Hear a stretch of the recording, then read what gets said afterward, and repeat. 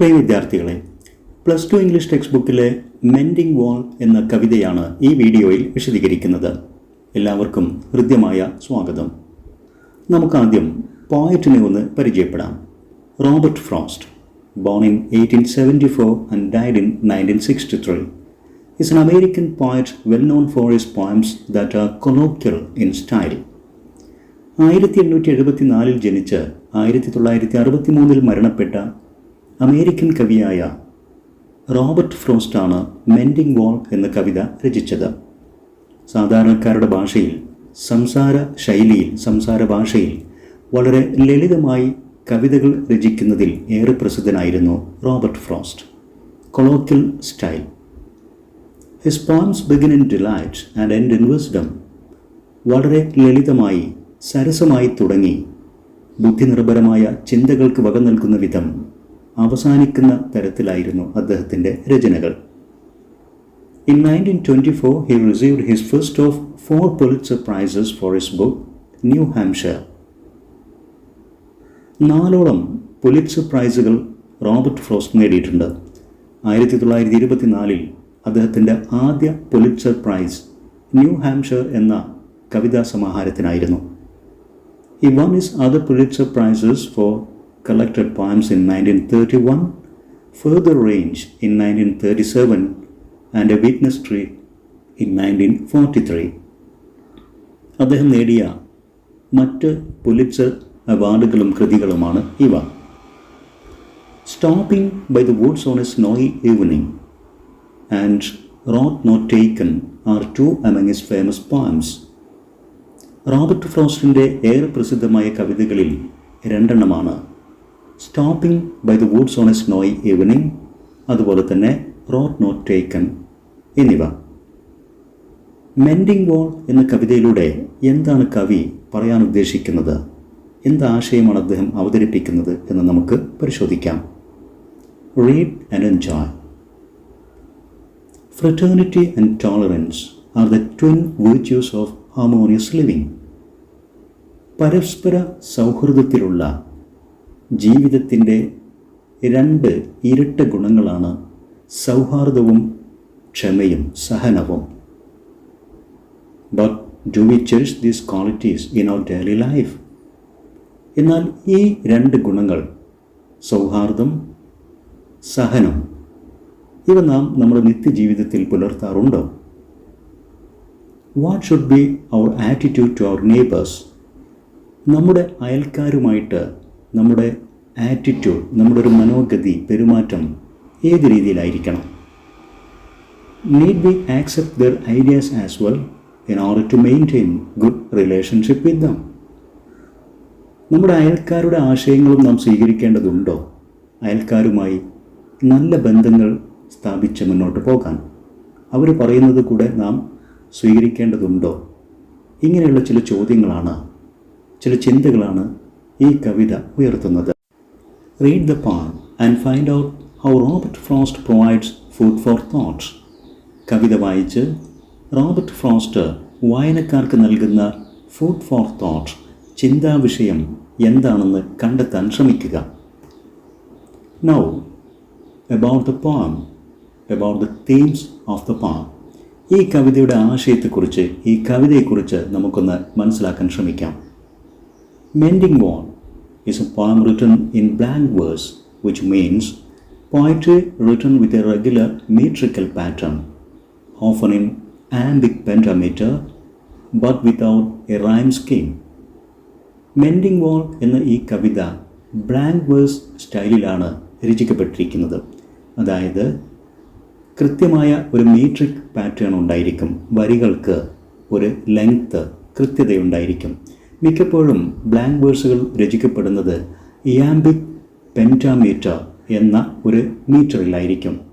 എന്നാൽ കൃത്യതയാർന്ന ഒരു rhyme scheme ഉണ്ടായിരിക്കില്ല. അത്തരത്തിലുള്ള ഒരു കവിതയാണ് mending wall. The poem talks about 2 neighbors who regularly mend a wall between their properties when the spring season comes. Spring season ആകുമ്പോൾ 2 അയൽക്കാർ അവരുടെ വസ്തുക്കൾക്ക്, അവരുടെ പ്രോപ്പർട്ടി അവരുടെ വസ്തുക്കൾക്കിടയിലൂടെ വേർതിരിക്കുന്ന ഒരു വാൾ, മതിലുണ്ട്. അത് നന്നാക്കുന്നതിനെക്കുറിച്ച്, കൃത്യമായിട്ട് അത് പരിപാലിക്കുന്നതിനെക്കുറിച്ചാണ് ഈ കവിതയിലൂടെ പറയുന്നത്. The speaker of the poem does not want to exist such a wall between their properties, because his is apple trees and his neighbor's is pine, and there were no cows to cross the boundaries. എന്നാൽ കവി അല്ലെങ്കിൽ കവിതയിലെ speaker of the poem or narrator അത്തരത്തിലുള്ള ഒരു മതിൽക്കെട്ട് അവിടെ നിലനിൽക്കുന്നത് അദ്ദേഹം ആഗ്രഹിക്കുന്നില്ല. എന്നാൽ നെറേറ്ററുടെ നെയ്ബർക്ക്, അയൽവാസിക്ക് ആ ഒരു മതിൽ ആവശ്യമാണ് താനും. എന്തുകൊണ്ടാണ് നെറേറ്റർ മതിലിഷ്ടപ്പെടാത്തത്? അദ്ദേഹത്തിന് അതിനൊരു ന്യായമുണ്ട്. നെറേറ്ററുടെ പ്രോപ്പർട്ടി ആപ്പിൾ മരങ്ങളാണ്, എന്നാൽ നെയ്ബറുടേത് പൈൻ മരങ്ങളുമാണ്. മാത്രവുമല്ല, ഈ രണ്ട് പ്രോപ്പർട്ടികളെ ക്രോസ് ചെയ്തുകൊണ്ട് അങ്ങോട്ടും ഇങ്ങോട്ടും കടന്ന് ഈ വിളവുകൾ നശിപ്പിക്കാൻ അവിടെ പശുക്കളുമില്ല. അതുകൊണ്ട് തന്നെ ഒരു മതിലിൻ്റെ ആവശ്യവുമില്ല എന്നാണ് നെറേറ്റർ അല്ലെങ്കിൽ സ്പീക്കർ ഓഫ് ദ പോയം ചിന്തിക്കുന്നത്. Moreover, nature itself does not seem to like having the wall. അതിനും പുറമെ നെറേറ്റർക്ക് മറ്റൊരു ചിന്ത കൂടെയുണ്ട്. പ്രകൃതി തന്നെ അത്തരത്തിലുള്ള ഒരു വാൾ, ഒരു മതിൽ, ഒരു വേർതിരിവുണ്ടാകുന്നത് ഇഷ്ടപ്പെടുന്നില്ല. Something in nature creates cracks in the wall and each year they have to mend it. Narrator കരുതുന്നത് പ്രകൃതിക്ക് മതിൽ ഇഷ്ടമല്ല. പ്രകൃതിയിലെ എന്തോ ഒരു അദൃശ്യ ശക്തി ഓരോ വർഷവും ആ മതിലുകളിൽ ക്രാക്സ്, വിള്ളലുകൾ സൃഷ്ടിക്കുന്നു, മതിലിനെ നശിപ്പിക്കാൻ ശ്രമിക്കുന്നു. അതുകൊണ്ട് തന്നെ ഓരോ വർഷവും ഇവർക്ക് ഈ മതിൽ മെൻഡ് ചെയ്യേണ്ടി വരുന്നു, അത് റിപ്പയർ ചെയ്യേണ്ടി വരുന്നു, പുനർനിർമ്മിക്കേണ്ടി വരുന്നു. But the neighbor believes that good fences make good neighbors. എന്നാൽ നെറേറ്ററുടെ നെയ്ബർ കരുതുന്നത് നല്ല ഒരു വാൾ, ഒരു ഫെൻസ്, വേലി നല്ല അയൽക്കാർ സൃഷ്ടിക്കും. എപ്പോഴും ഒരു അയൽപക്ക ബന്ധം നല്ല രീതിയിൽ നിലനിൽക്കാൻ ഒരകലം, ഒരു മതിൽ, ഒരു വേലിക്കെട്ട് ആവശ്യമാണ് എന്നാണ് നെയ്ബറുടെ ചിന്ത. The poem is the reflection of two different human attitudes. വ്യത്യസ്തരായ രണ്ട് വ്യക്തികളുടെ കാഴ്ചപ്പാടുകളുടെ ഒരു പ്രതിഫലനമാണ് യഥാർത്ഥത്തിൽ ഈ കവിത. The speaker's outlook is more liberal, while the neighbor's is a bit conservative. കവിതയിലെ സ്പീക്കറുടെ കാഴ്ചപ്പാട് വളരെ തുറസായതും സ്വതന്ത്രവുമാണ്. നേരെ മറിച്ച് അദ്ദേഹത്തിൻ്റെ അയൽവാസിയുടെ കാഴ്ചപ്പാട് അല്പം conservative, പഴഞ്ചനും മൗലികവുമാണ്. The speaker believes that nature does not like separation and boundaries. Speaker കരുതുന്നത് പ്രകൃതി പോലും സെപ്പറേഷനും ബൗണ്ടറീസും, ഒരു വേർതിരിവും അതുപോലെ തന്നെ അതിർത്തി വരമ്പുകളും, ഇതൊന്നും പ്രകൃതി തന്നെ ഇഷ്ടപ്പെടുന്നില്ല. Whereas the neighbor thinks that there should be some limit and distance in our interactions to protect our privacy and to maintain a healthy relation. എന്നാൽ നേരെ മറിച്ച് നെയ്ബർ കരുതുന്നത് നമ്മുടെയൊക്കെ ബന്ധങ്ങളിൽ, അതുപോലെ തന്നെ നമ്മുടെയൊക്കെ ഇൻ്ററാക്ഷൻസ്, നമ്മുടെയൊക്കെ ഇടപഴകലുകൾ, ഇതിലൊക്കെ തന്നെ there should be some limit, കുറച്ച് പരിധികൾ വേണം. എങ്കിൽ മാത്രമേ we can protect our privacy and to maintain a healthy relation, നമ്മുടെ സ്വകാര്യത സംരക്ഷിക്കാനും നല്ല ആരോഗ്യകരമായ ബന്ധങ്ങൾ നിലനിർത്താനും ഒരു ലിമിറ്റ് എല്ലാത്തിനും ആവശ്യമാണ് എന്നാണ് നെയ്ബർ കരുതുന്നത്. Like two sides of the same coin, there are always two types of people living in every society. ഒരേ നാണയത്തിൻ്റെ രണ്ട് വശങ്ങൾ പോലെ വ്യത്യസ്തമായ കാഴ്ചപ്പാടുകൾ വെച്ച് പുലർത്തുന്ന രണ്ട് വിഭാഗം ജനങ്ങളും ഒരേ സൊസൈറ്റിയിൽ തന്നെ നമുക്ക് കാണാൻ സാധിക്കും. One is like the narrator, who is much sociable and imaginative. അതിൽ ഒരു വിഭാഗം ജനങ്ങൾ നമ്മുടെ നറേറ്ററെ പോലെ വളരെ സോഷ്യബിളായിട്ടുള്ള സാമൂഹിക ചിന്തകളും ആൻഡ് ഇമാജിനേറ്റീവ്, വളരെ ഭാവന സമ്പുഷ്ടവുമായ ചിന്തകളൊക്കെ വെച്ച് പുലർത്തുന്ന വളരെ തുറസായ മനോഗതിയുള്ള ഒരു വിഭാഗം ജനമായിരിക്കും. And the other is like the neighbour who moves in darkness like an old stone age savage. എന്നാൽ മറ്റൊരു വിഭാഗം വളരെ പഴഞ്ചൻ ആശയങ്ങൾ വെച്ച് പുലർത്തുന്ന, ശിലായുഗത്തിലെ പോലെ അപരിഷ്കൃതമായ കാഴ്ചപ്പാടുകളും സ്വഭാവവും വെച്ച് പുലർത്തുന്ന നമ്മുടെ നെയ്ബറെ പോലെയുള്ള വിഭാഗവുമായിരിക്കും. Still they can join together, sharing their activities like mending the wall between their properties. എന്നിരുന്നാലും ഇങ്ങനെ വ്യത്യസ്തമായ കാഴ്ചപ്പാടുകൾ വെച്ച് പുലർത്തുന്ന ആളുകളാണെങ്കിലും ഒരേ സമൂഹത്തിൽ, ഒരേ സൊസൈറ്റിയിൽ അവരുടെ ആക്ടിവിറ്റീസൊക്കെ ഷെയർ ചെയ്തുകൊണ്ട് ഈ കവിതയിൽ പറയുന്ന പോലെ മെൻഡിങ് ദ വാൾ, അവരുടെ പ്രോപ്പർട്ടി വിഭജിക്കുന്ന, അവരുടെ പ്രോപ്പർട്ടിയുടെ അതിർത്തി തീരുമാനിക്കുന്ന വാൾ, ആ മതിൽ, അത് റിപ്പയർ ചെയ്തുകൊണ്ട് അവരുടെ പ്രവർത്തനങ്ങളെ പങ്കുവെച്ചുകൊണ്ട് അവർക്കിപ്പോഴും ഒരുമിച്ച് മുന്നോട്ട് പോകാനും കഴിയും. And thus they can be good neighbours too. അങ്ങനെ വ്യത്യസ്ത ചിന്താഗതി വെച്ച് പുലർത്തുന്നവരാണെങ്കിലും അവരുടെ ആക്ടിവിറ്റീസ് ഷെയർ ചെയ്തുകൊണ്ട് നല്ല അയൽക്കാരായി മുന്നോട്ട് പോകാനും ഇത്തരം ആളുകൾക്ക് സാധിക്കും. In short, the poem gives the reader some good food for thought. ചുരുക്കത്തിൽ ഇത്തരത്തിലുള്ള വളരെ നല്ല ഒരു ചിന്താവിഷയം ഈ കവിത വായനക്കാർക്ക് നൽകുന്നുണ്ട്. Now, let's go through the lines. Something there is that doesn't love a wall, that sends the frozen ground swell onto it, and spills the upper boulders in the sun, and makes gaps even two can pass abreast. ഈ 4 വരികളുടെ അർത്ഥം ഇങ്ങനെയാണ്. There is something in nature that doesn't like a wall. മതിലുകൾ ഇഷ്ടപ്പെടാത്ത എന്തോ ഒരു വസ്തു, ഒരു ശക്തി പ്രകൃതിയിൽ തന്നെയുണ്ട്. It makes the frozen ground swell under the wall. മതിലിന് താഴെയുള്ള മണ്ണ് തണുപ്പ് സീസണിൽ അല്ലെങ്കിൽ നനവുള്ള സമയത്ത് അത് വികസിക്കുന്നു, അത് വീർത്തു വരുന്നു. And thereby the stones of the wall fall down in the sun. പിന്നീട് വെയിലടിക്കുമ്പോൾ, നല്ല ചൂടുള്ള സമയത്ത് ആ ഉയർന്നു പൊങ്ങിയ മണ്ണ് തകർന്ന് അത് താഴ്ന്ന് അത് ഫലമായി മതിലിലെ കല്ലുകളെല്ലാം തന്നെ താഴേക്ക് അടർന്നു വീഴുകയും ചെയ്യുന്നു. ഇത് പ്രകൃതിയിലെ ഒരു പ്രതിഭാസമാണ്.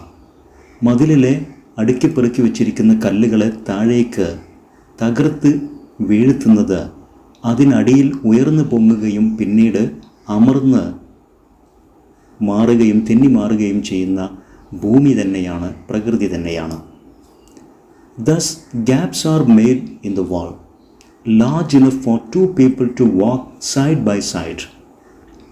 ഇത്തരത്തിൽ പ്രകൃതിയിലെ ഏതോ ഒരു അദൃശ്യ ശക്തി ഉണ്ടാക്കുന്ന, മതിലിൽ ഉണ്ടാക്കുന്ന ഈ വിടവ്, വിള്ളൽ, ഈ തകർച്ച കാരണം മതിലിൽ വലിയ ഗ്യാപ്സ് ഉണ്ടാകുന്നു, വിടവുകൾ ഉണ്ടാകുന്നു. അതിലൂടെ 2 വ്യക്തികൾക്ക് തോളോട് തോൾ ചേർന്ന് കടന്നു പോകാൻ പാകത്തിനുള്ള വലിയ വിടവുകൾ തന്നെയാണ് സൃഷ്ടിക്കപ്പെടുന്നത്. Abreast means shoulder to shoulder, 2 പേർ തോളോട് തോൾ ചേർന്ന് നടന്ന് നീങ്ങുക. സ്വൽ മീൻസ് ബിക്കം ബിഗർ, വീർക്കുക, വളരുക, വലുതാവുക. Spill here means drop or fall out, താഴേക്ക് അടർന്നു വീഴുക. ബോൾഡർ ലാർജ് സ്റ്റോൺ, വലിയ കല്ലുകൾ, മതിലിൽ പെറുക്കി വെക്കാൻ പറ്റുന്ന രൂപത്തിലുള്ള ഉരുളൻ കല്ലുകൾക്കാണ് ബോൾഡർ എന്ന് പറയുന്നത്. Abreast side by side or shoulder to shoulder എന്നർത്ഥം. The work of hunters is another thing. I have come after them and made repair, where they have left no one stone on a stone. But they would have the rabbit out of hiding, to please the yelping dogs.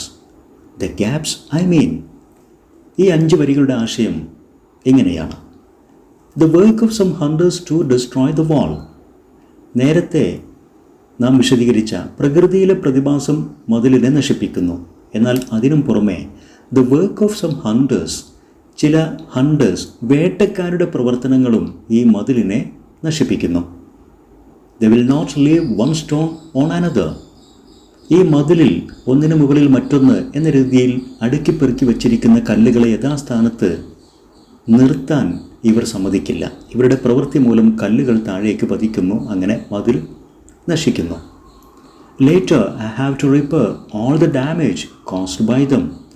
പിന്നീട് ഈ വേട്ടക്കാർ വരുത്തിവെച്ച എല്ലാ ഡാമേജും എനിക്ക് repair ചെയ്യേണ്ടി വരുന്നു. നമ്മുടെ speaker പറയുന്നു, വേട്ടക്കാർ വേട്ടയ്ക്ക് കഴിഞ്ഞു പോയി. അവർ താഴേക്ക് തള്ളിയിട്ട് മതിൽ നശിപ്പിച്ച് ആ കല്ലുകളെല്ലാം വീണ്ടും പെറുക്കി വെച്ച് അടുക്കി പെറുക്കി വെച്ച് മതിൽ റിപ്പയർ ചെയ്യേണ്ട പണി എനിക്കാണ്. The hunters would make the rabbits come out from their hiding in the wall. Hunters ചെയ്യുന്നത് ഈ മതിലിലെ മാളങ്ങളിൽ കല്ലുകൾക്കിടയിൽ ഒളിഞ്ഞിരിക്കുന്ന റാബിറ്റ്സ്, മുയലുകളെയൊക്കെ പുറത്തു ചാടിക്കുന്ന പണിയാണ്. In order to make their barking dogs happy, അവരുടെ ആ കുരയ്ക്കുന്ന വേട്ട നായ്ക്കളെ സന്തോഷിപ്പിക്കാൻ വേണ്ടിയിട്ടാണ് മുയലുകളെ മാളങ്ങളിൽ നിന്നും പുറത്തു ചാടിക്കുന്നത്. പക്ഷേ അവർ അത് ചെയ്യുമ്പോൾ ഈ കല്ലുകളെല്ലാം താഴേക്ക് പതിച്ച് മതിലാണ് നശിക്കുന്നത്. അതും ഈ മതിലിൻ്റെ അഥവാ ഹണ്ടേഴ്സിൻ്റെ പ്രവർത്തനവും ഈ മതിലിൻ്റെ നാശത്തിന് കാരണമാകുന്നു. യെൽപ്പിംഗ് മീൻസ് ബാക്കിംഗ്, കുരയ്ക്കുക. No one has seen them mate or heard them mate, but at spring mending time we find them there. No one has seen or heard how these gaps in the wall are made. ഈ മതിലിൽ എങ്ങനെയാണ് ഈ gaps ഉണ്ടാകുന്നതെന്ന് ആരും കണ്ടിട്ടില്ല, അതിനെക്കുറിച്ച് ആരും പറഞ്ഞു കേട്ടിട്ടുമില്ല. Here them means the gaps. ഈ മതിലുകളിലെ വിള്ളലുകൾ എങ്ങനെ ഉണ്ടാകുന്നു എന്ന് ഇതുവരെ ആരും കണ്ടിട്ടില്ല, അതിനെക്കുറിച്ച് എങ്ങനെയാണത് ഉണ്ടാകുന്നതെന്ന് ആരും പറഞ്ഞിട്ടുമില്ല. എന്നാൽ during the spring when the wall mending time comes we find the stones fallen down and gaps made in the വാൾ. പതിവ് പോലെ സ്പ്രിംഗ് സീസൺ വന്നു കഴിഞ്ഞാൽ ഈ മതിൽ റിപ്പയർ ചെയ്യേണ്ട ഒരു സമയമാകുന്നു. മതിലിൽ റിപ്പയർ ചെയ്യേണ്ട ആ ഒരു സ്പ്രിംഗ് സീസൺ എത്തിക്കഴിഞ്ഞാൽ മതിലിലെ കല്ലുകളെല്ലാം തന്നെ താഴെ വീണ് മതിലിൽ ഗ്യാപ്സ് രൂപപ്പെട്ടത് ഞാനും എൻ്റെ നെയ്ബറും കാണുന്നു. Mending time here means repairing time. I let my neighbor know beyond the hill, and on a day we meet to walk the line and set the wall between us once again. അങ്ങനെ I inform my neighbor, ഞാൻ എൻ്റെ നെയ്ബറെ വിവരമറിയിക്കും. Who lives beyond the hill, അയാൾ ജീവിക്കുന്നത് കുറച്ചപ്പുറത്ത്, ഒരു കുന്നിനും അപ്പുറത്താണ്, ഒരു കൊച്ചു കുന്നിൻ മുകളിൻ്റെ അപ്പുറത്താണ് അദ്ദേഹം ജീവിക്കുന്നത്. എബൌട്ട് മെൻഡിങ് ദ വാൾ, മതിൽ റിപ്പയർ ചെയ്യുന്നതിനെക്കുറിച്ച് ഞാൻ എൻ്റെ നെയ്ബറെ വിവരമറിയിക്കും. We fix a day to meet and we walk along the wall repairing the gaps once again. അങ്ങനെ ഞങ്ങൾ ഒരു ദിവസം നിശ്ചയിച്ച് മതിലിൻ്റെ നീളെ നടന്ന് അപ്പുറവും ഇപ്പുറവും നടന്ന് മതിലിലെ റിപ്പയർ വർക്കുകൾ ഞങ്ങൾ ചെയ്യും. Beyond here means on the far side of, അപ്പുറത്ത്, അകലെ. Line here means wall. We keep the wall between us as we go to each the boulders that have fallen to each. We walk along keeping the wall between me and my neighbor. ഞങ്ങൾക്കിടയിൽ മതിൽ നിലനിർത്തിക്കൊണ്ട് അപ്പുറത്തും ഇപ്പുറത്തുമായി ഞാനും നെയ്ബറും നടക്കും. Each of us replaces the stone fallen into each side of the wall. ഓരോ വശത്തേക്കും വീണ് കിടക്കുന്ന കല്ലുകളെ യഥാസ്ഥാനത്തേക്ക് അടുക്കി പെറുക്കി വെച്ചുകൊണ്ടാണ് ഞങ്ങൾ നടക്കുക, ഞങ്ങളുടെ റിപ്പയർ വർക്ക് ചെയ്യുക. And some are loaves and some so nearly balls. We have to use a spell to make them balance. Stay where you are until our backs are turned. Some boulders are thin and flat like loaves of bread. ഈ വീണ് കിടക്കുന്ന കല്ലുകൾ, അതിൽ ചിലതൊക്കെ വളരെ thin, നേരിയതും, and flat like loaves of bread, bread റൊട്ടി പോലെ പരന്നതൊക്കെ ആയിരിക്കും. But some others are round of balls. എന്നാൽ മറ്റു ചില കല്ലുകൾ ഒരു പന്ത് പോലെ ഉരുണ്ടതായിരിക്കും. So it is very difficult to keep them balanced on the wall. ഈ ഉരുണ്ട കല്ലുകളൊക്കെ ഒന്നിനു മുകളിൽ മറ്റൊന്നായി അടുക്കി പെറുക്കി വെക്കുമ്പോൾ ബാലൻസ് ചെയ്ത് നിർത്താൻ വലിയ പ്രയാസമായിരുന്നു. We have to say some magical words and command them. പലപ്പോഴും ഞങ്ങൾക്ക് അവയോട് കൽപ്പിക്കേണ്ടി വരും. ചില മന്ത്രങ്ങളൊക്കെ, മാജിക്കൽ വേർഡ്സൊക്കെ ഉച്ചരിച്ചുകൊണ്ട് നാം ഒരു മാജിക് ചെയ്യുന്ന പോലെയായിരിക്കും ഞങ്ങളുടെ പ്രവൃത്തി. ഞങ്ങൾ പറയും ഈ കല്ലുകളോട്, stay in place until we finish our work and go away. ഞങ്ങളുടെ ജോലി കഴിഞ്ഞ് ഞങ്ങൾ പോകുന്നത് വരെയെങ്കിലും യഥാസ്ഥാനത്ത് നിൽക്കൂ എന്ന് ഈ കല്ലുകളോട് ഞങ്ങൾക്ക് പലപ്പോഴും പറയേണ്ടി വരും. ആ തരത്തിൽ ചില കല്ലുകളൊക്കെ പരന്നതും ചിലത് ബോൾ പോലെ ഉരുണ്ടതുമായിരുന്നു.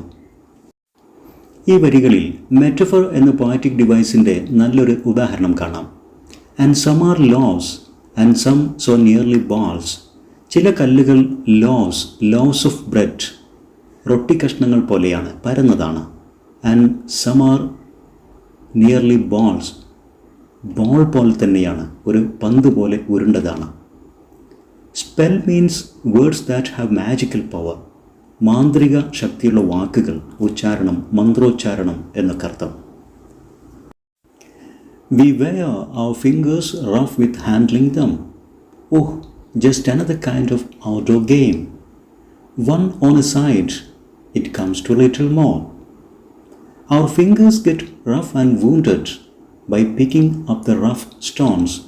ഈ പരുപരുത്ത ഉരുളൻ കല്ലുകളൊക്കെ പെറുക്കി വെച്ച് ഞങ്ങളുടെ വിരലുകളിൽ മുറിവും വിള്ളലുകളും ഉണ്ടാകുന്നു. ഞങ്ങളുടെ വിരലുകളുടെ തൊലിയെല്ലാം തേഞ്ഞ് അതിലെല്ലാം ക്രാക്സ്, വിള്ളലുകൾ വീണ് മുറിവുണ്ടാകുന്ന രൂപത്തിലായിരുന്നു ഞങ്ങളുടെ ജോലി. It is like an outdoor game, each of us playing from either side of the wall. മറ്റൊരു തരത്തിൽ പറഞ്ഞാൽ ഇതൊരു തരം ഔട്ട്ഡോർ ഗെയിം ആയിരുന്നു. ഒരു മതിലിൻ്റെ അപ്പുറത്തും ഇപ്പുറത്തും നിന്ന് ഓരോരുത്തരും അങ്ങോട്ടും ഇങ്ങോട്ടും കളിക്കുന്ന പോലെയുള്ള ഒരു ഗെയിം, നത്തിങ് മോർ. അതല്ലാതെ മറ്റൊന്നുമായിരുന്നില്ല.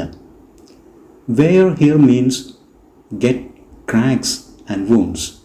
മുറിവുണ്ടാവുക, തൊലിയെല്ലാം തേഞ്ഞ് അതിൽ വിള്ളലുകളുണ്ടായി മുറിവ് പറ്റുക എന്നർത്ഥം. There where it is we do not need the wall. He is all pine and I am apple orchard. My apple trees will never get across and eat the corns under his pines, I tell him.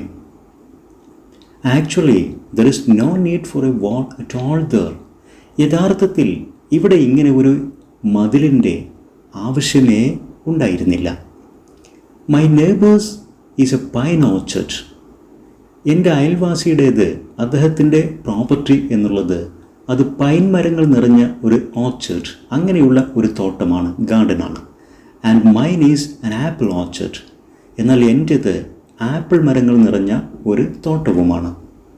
I always tell him that my apple trees will never cross the wall and eat his pine cons.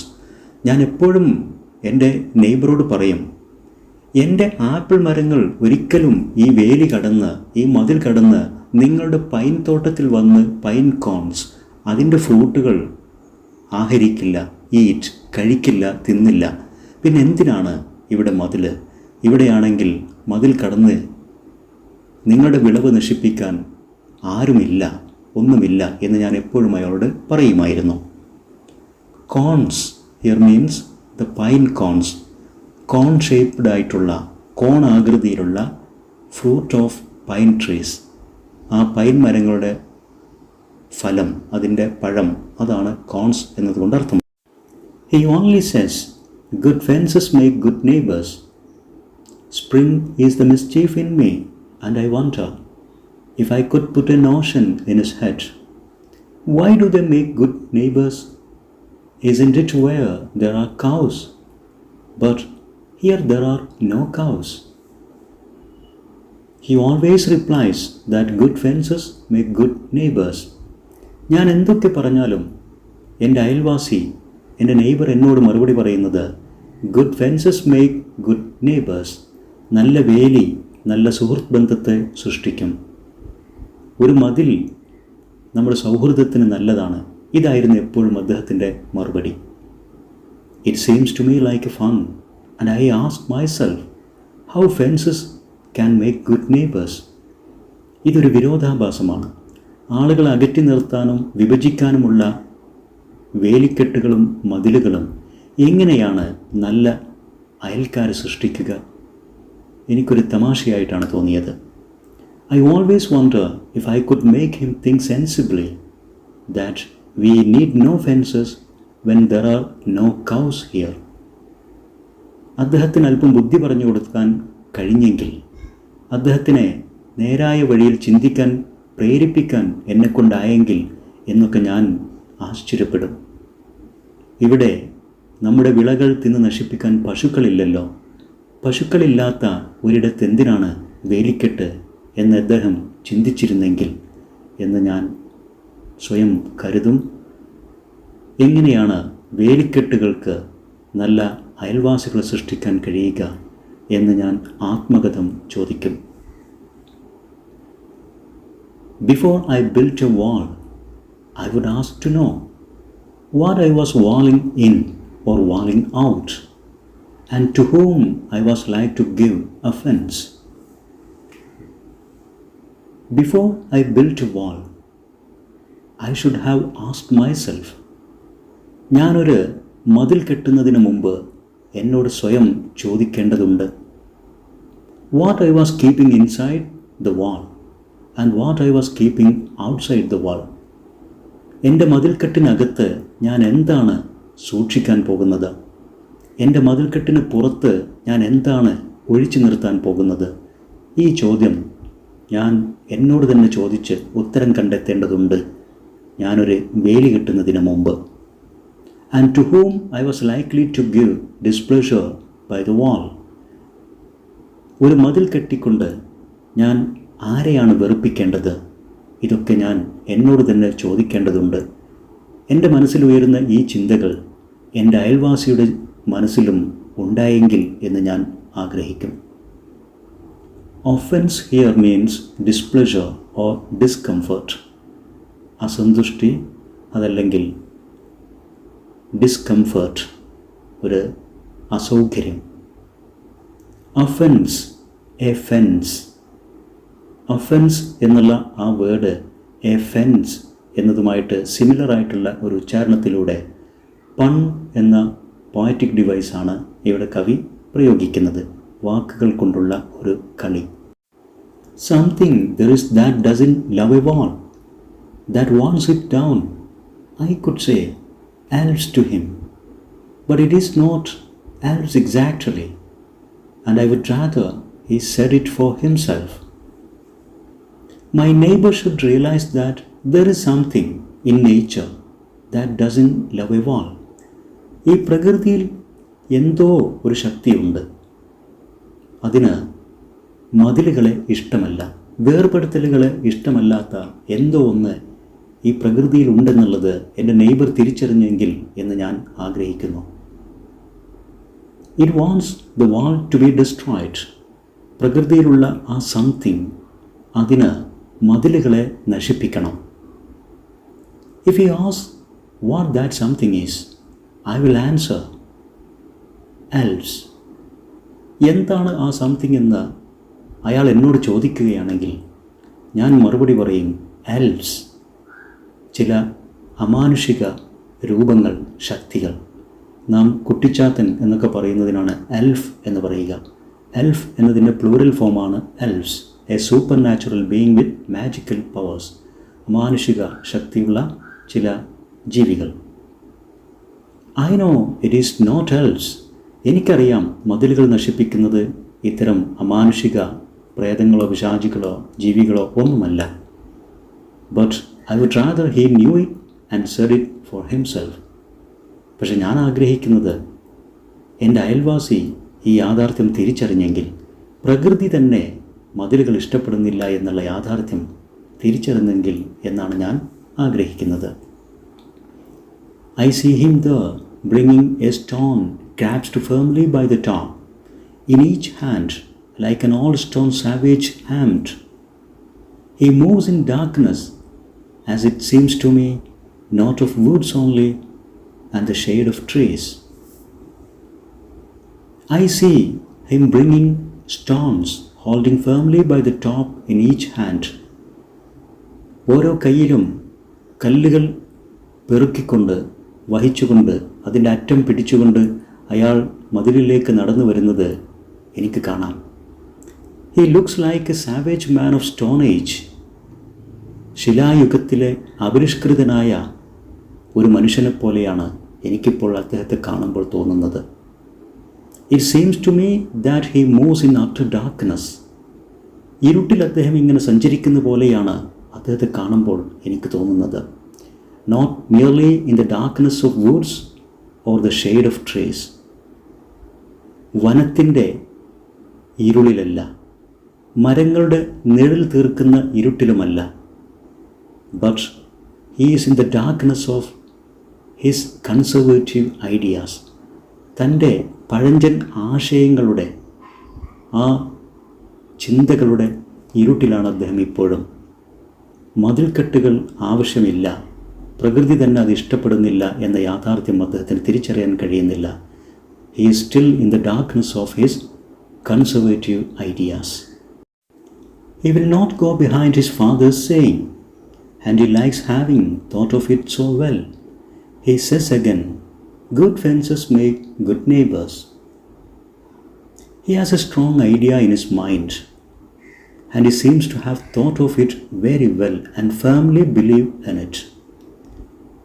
അദ്ദേഹത്തിൻ്റെ മനസ്സിൽ ശക്തമായ ഒരു വിശ്വാസമുണ്ട്, ഒരാശയം.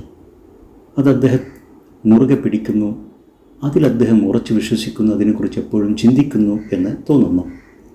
He has got it from his father as a good piece of advice. ഒരു നല്ല ഉപദേശമായി അദ്ദേഹത്തിൻ്റെ പിതാവിൽ നിന്ന് അദ്ദേഹത്തിന് ലഭിച്ച ഒരു ഉപദേശം, ഒരു ആശയമാണത്. And he cannot easily ignore it. അതുകൊണ്ട് തന്നെ ആ ഉപദേശത്തെ അത്ര പെട്ടെന്ന് തള്ളിക്കളയാൻ, അവഗണിച്ച് കളയാൻ അദ്ദേഹത്തെ കൊണ്ട് സാധ്യമല്ല. So he always says, good fences make good neighbors. അതുകൊണ്ടാണ് അദ്ദേഹം എപ്പോഴും ചിന്തിക്കുന്നത്, പറയുന്നത്, നല്ല വേലികൾ നല്ല അയൽക്കാരെ സൃഷ്ടിക്കും എന്നുള്ളത്. ഈ ആശയം അദ്ദേഹത്തിന് അദ്ദേഹത്തിൻ്റെ പിതാവിൽ നിന്നും ലഭിച്ചതാണ്. ഇത്രയുമാണ് ഈ കവിതാ വരികളുടെ അർത്ഥതലങ്ങൾ. ഇനി നമുക്ക് ഈ കവിതയിലെ പ്രധാനപ്പെട്ട figures of speech or poetic devices ഒന്ന് പരിശോധിക്കാം. Major figures of speech used in the poem. Irony. The wall itself is an ironic expression. കവിതയിലെ വാൾ അത് തന്നെ തികഞ്ഞ ഒരു ഐറോണിക് എക്സ്പ്രഷനാണ്. തമാശ നിറഞ്ഞ, വിരോധാഭാസം നിറഞ്ഞ, പരിഹാസം നിറഞ്ഞ ഒരു വിപരീത ആശയപ്രകടനം. The wall is meant to separate. നമുക്കറിയാം, മതിൽ, ഒരു വാൾ എന്നത് സെപ്പറേഷനാണ്, വിഭജനമാണ്, അകറ്റി നിർത്തലാണ്. അതാണ് അതിൻ്റെ ഉദ്ദേശ്യം. But here it unites the narrator with his neighbour every year. എന്നാൽ ഈ കവിതയിലെ വാൾ സ്പീക്കറെയും അദ്ദേഹത്തിൻ്റെ നെയ്ബറെയും ഓരോ വർഷവും അടുപ്പിക്കുന്നു, ചേർത്ത് നിർത്തുന്നു, ഒരുമിപ്പിക്കുന്നു. ഇത് തികഞ്ഞ ഒരു ഐറണിയാണ്. Metaphor. There are several metaphorical expressions in the poem. ഈ കവിതയിൽ ധാരാളം മെറ്റഫോറിക്കലായിട്ടുള്ള പ്രയോഗങ്ങളുണ്ട്, ചില താരതമ്യങ്ങൾ. The wall itself is an extended metaphor for the idea of separation that exists throughout the poem. ഈ കവിതയിലുടനീളം സെപ്പറേഷൻ, അകറ്റി നിർത്തൽ, വിഭജിച്ച് നിർത്തൽ എന്ന ആശയം പ്രകടമാക്കുന്ന ഒരു എക്സ്റ്റെൻഡഡ് മെറ്റഫോർ തന്നെയാണ് വാൾ.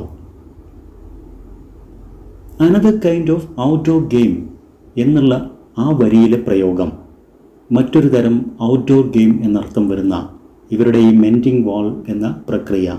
The process of mending the wall is metaphorically compare to a kind of outdoor game.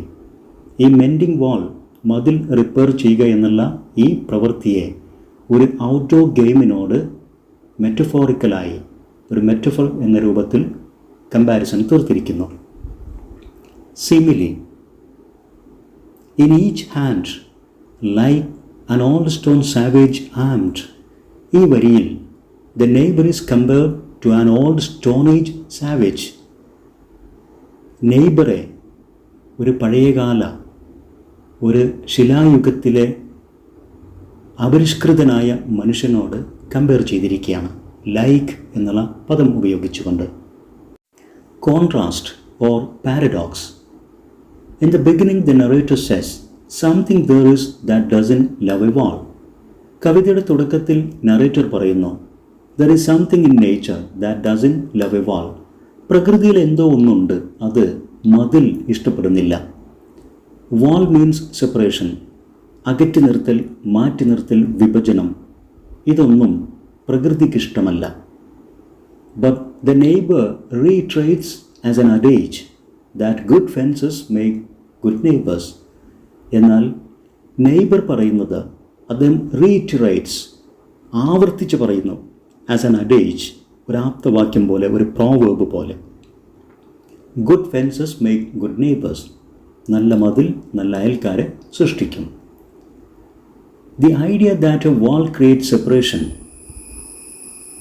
And the same wall makes good neighbours is paradoxical. Separation, വിഭജനം തീർക്കുന്ന മതിൽ, അതേ മതിൽ ഗുഡ് നെയ്ബേഴ്സിനെ സൃഷ്ടിക്കും എന്നുള്ള ആശയം is paradoxical.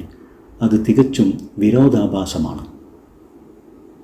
പൺ, humorous use of a word or phrase. വാക്കുകൾ കൊണ്ടുള്ള രസകരമായ കളി. ഒന്നുകിൽ ഈ വാക്കുകൾ ഉച്ചാരണം കൊണ്ട് നമുക്ക് ഒരുപോലെ എന്ന് തോന്നിക്കും. A beautiful example of pun is the use of offence and a fence. Offence എന്ന് പറയുന്നുണ്ട്, ഇഷ്ടപ്പെടാത്ത, വെറുപ്പുളവാക്കുന്ന ഒരു കാര്യം എന്നർത്ഥത്തിൽ. അതുതന്നെയാണ് എഫെൻസ് എന്നുള്ള പ്രയോഗവും. ഒഫെൻസ് ആൻഡ് എഫെൻസ് ഒരേപോലെ ഉച്ചാരണം തോന്നിപ്പിക്കും. ഇങ്ങനെയുള്ള വാക്കുകൾ കൊണ്ടുള്ള കളിയും പൺ ഈ കവിതയിൽ കാണാം. They sound similar as sarcastically implying that a fence is an offense. ഒരു വേലി അതൊരു ഒഫെൻസാണ് എന്നാണ് കവി ഉദ്ദേശിക്കുന്നത്. Next, personification. Stay where you are until our backs are turned. ഈ വരിയിൽ the narrator tossed to the boulders large stones as if they are animate and they can hear and act. കല്ലുകളോട്, ഉരുളൻ കല്ലുകൾ അഥവാ ബൗൾഡേഴ്സ്, അവയോട് കവി നേരിട്ട് സംസാരിക്കുകയാണ്. ഞങ്ങൾ പണി തീർത്ത് പോകും വരെ അവിടെ തന്നെ നിൽക്കൂ എന്ന്.